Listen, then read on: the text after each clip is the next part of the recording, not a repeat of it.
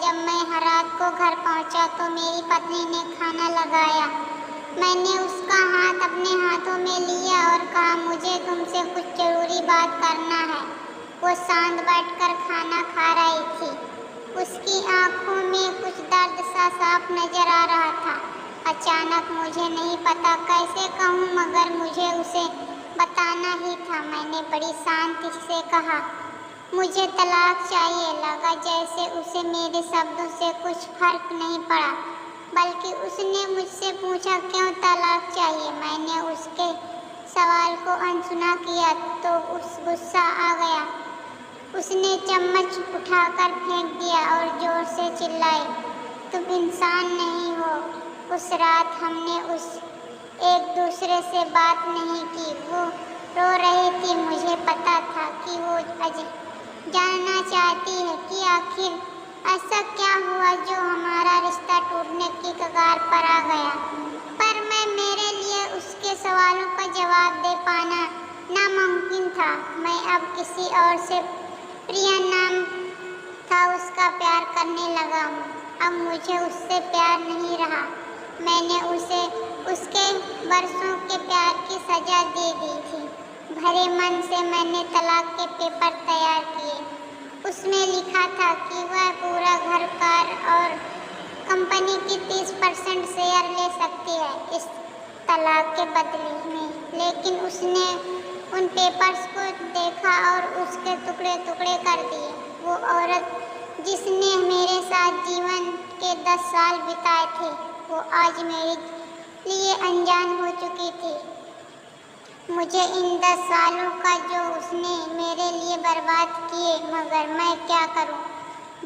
जो हो चुका उसे मैं बदल नहीं सकता था, क्योंकि मैं किसी और से अपनी पत्नी से भी ज़्यादा प्यार करने लगा था। आखिरकार उसके सब्र का बांध टूट गया और वो फूट फूट कर मेरे सामने रोने लगी। मेरे लिए उसका रोना एक तरह से उसकी रिहाई की तरह था। तलाक की ये बात जो कई दिनों से मुझे परेशान कर रही थी, अब बिल्कुल साफ हो चुकी थी।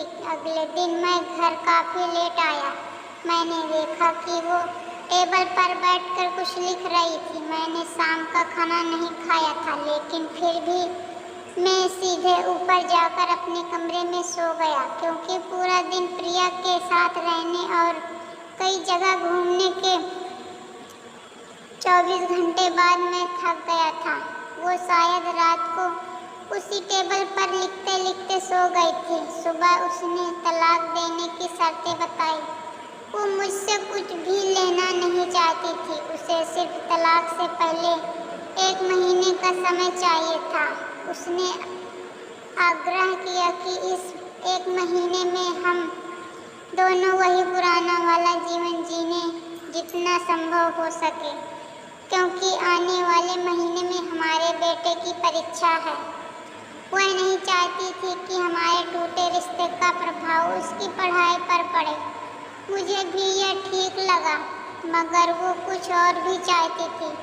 जैसे शादी के दिन मैं उसे उठाकर अपने शयन कक्ष तक ले गया था, उसी तरह हर रोज 1 महीने तक मैं उसे शयन कक्ष से उठाकर मुख्य द्वार तक ले जाऊं। मुझे लगा यह पागलपन है, मगर इन आखिरी दिनों को थोड़ा अच्छा बनाने के लिए मैंने उसकी यह शर्त स्वीकार कर ली। मैंने प्रिया को अपनी पत्नी की सभी शर्तें बताई। वो हंसने लगी। उसे लगा मेरी पत्नी कितनी भी तरीके अपना ले, तलाक होना तो तय है। मेरी पत्नी और मैं किसी से भी इस दौरान नहीं मिले थे, लेकिन उस दिन जब मैं उसे पहली बार मिला, उठाकर गेट तक लेकर गया, तो इतकल हम दोनों काफ़ी अजीब महसूस कर रहे थे। पीछे से हमारा बेटा भी खिलखिलाकर खुश हो रहा था। अगले दिन यह काम थोड़ा सामान्य और आसान हो गया। वह मेरे सीने से लगी थी और मैं उसकी खुशबू महसूस कर रहा था। ऐसा लगा जैसे कई दिनों बाद मुझे ये खुशबू मिल रही थी, या फिर कई दिनों से मैंने उसके होने का महसूस नहीं किया था। पहले जितनी उसमें वो कसाव नहीं था और चेहरे पर कुछ हल्की झुर्रियाँ नजर आ रही थी और बाल भी सफ़ेद होने लगे थे। ये कहीं औरत की जिसने अपने जीवन के 10 साल मुझे समर्पित किए थे। चौथे दिन जब मैंने उसे उठाया तो वो पुरानी रोमांच लौटने लगी थी। पांचवें और छठे दिन वो पुराना प्यार भी जागने लगा। मैंने प्रिया को इस बारे में कुछ नहीं बताया था। अब उसे उठाना और आसान हो गया था। शायद हर रोज यह सब करने का मैं आदी हो गया था। एक दिन वह अपनी पसंद की साड़ी निकाल रही थी, लेकिन कुछ खास नहीं ढूंढ पाई। उसने खास सांस भरते हुए कहा कि उसके सारे कपड़े बड़े पड़ने लगे हैं। तब मुझे पता चला कि वह काफ़ी दुबली हो गई है और इसीलिए मैं उसे आसानी से उठा पा रहा था। मेरे दिल को एक झटका सा लगा। उसने अपने दिल में काफ़ी सारा दर्द छुपा रखा था। पता नहीं कैसे मैं आगे बढ़ा और उसके सिर को छूकर देखा। अचानक हमारा बेटा आया और बोला कि पापा, ये तो मम्मा को उठाकर बाहर ले जाने का समय हो गया है। उसके लिए अपने पापा द्वारा मम्मा को इस तरह उठाकर ले जाते हुए देखना जीवन का अभिन्न हिस्सा बन गया था।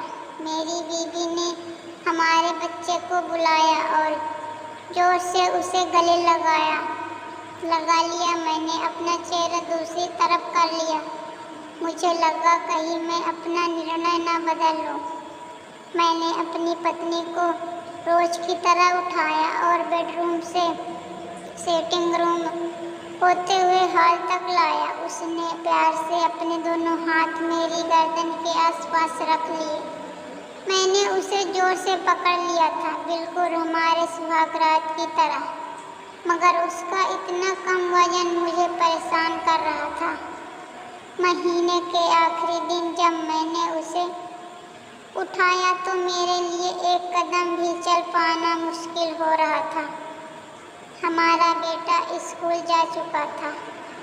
मैं अपनी कार से ऑफिस गया और कार से कूद कर बाहर आ गया बिना कार को लॉक किए। मुझे डर था कि अब एक पल की भी देरी मेरा इरादा बदल देगी। मैं ऊपर गया। प्रिया ने दरवाज़ा खोला और मैंने उससे कहा, सॉरी प्रिया, अब मैं अपनी पत्नी से तलाक नहीं लेना चाहता। उसने मुझे देखा और मेरे सिर पर हाथ फेर कर कहा, तुम्हें बुखार तो नहीं है? मैंने उसका हाथ हटाया और कहा, सॉरी प्रिया, अब मुझे अपनी पत्नी से तलाक नहीं चाहिए। हमारी शादीशुदा जिंदगी शायद हम दोनों के ध्यान न देने की वजह से बोरिंग हो गई थी, लेकिन इसका मतलब यह कतई नहीं कि हम एक दूसरे से प्यार नहीं करते। अब मुझे एहसास हुआ है कि जिस दिन मैं उसे शादी करके अपने घर लाया था, उस दिन से जीवन के आखिरी दिन तक मुझे उसका साथ निभाना है। प्रिया के होश उड़ गए। उसने मुझे एक जोरदार चांटा जड़ दिया। मेरे मुंह पर वह रोने लगी। दरवाज़ा अंदर से बंद कर लिया। मैंने सीढ़ियों से नीचे उतरा और आकर अपनी कार में बैठ गया। आगे एक फूल वाले की दुकान पर रुका और अपनी प्यारी पत्नी के लिए एक सुंदर सा गुलदस्ता लिया। दुकानदार ने पूछा कि इस पर क्या लिखना है। मैंने मुस्कुराते हुए कहा कि मैं तुम्हें जीवन के आखिरी दिन तक यूं ही उठाता रहूँगा। मेरी अर्धांगिनी, उस शाम जब मैं घर आया हाथों में गुलदस्ता लिए, मेरे चेहरे पर एक मुस्कान थी। मैं ऊपर अपने कमरे की तरफ भाग कर गया, लेकिन तब तक वह मुझे छोड़कर इस दुनिया से जा चुकी थी, हमेशा के लिए। वो कई महीनों से कैंसर से लड़ रही थी। लेकिन मैं प्रिया के साथ इतना खोया हुआ था कि कभी ध्यान ही नहीं रहा। उसे पता था वह जल्दी ही मुझे छोड़कर जाने वाली है, इसीलिए वह मुझे और मेरे बेटे के रिश्तों को टूटने से बचाना चाहती थी। मैं नीच उससे तलाक लेना चाहता था, लेकिन फिर भी उसने मुझे अपने बच्चे की नज़रों में एक प्यारा पति और पिता बना दिया था। जीवन की छोटी छोटी बातें रिश्तों में बहुत महत्व रखती हैं।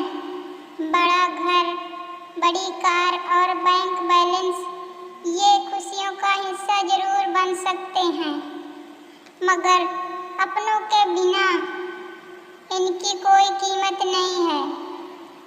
यह कहानी आप पसंद आई हो, अपनों के बिना इनकी कोई कीमत नहीं है।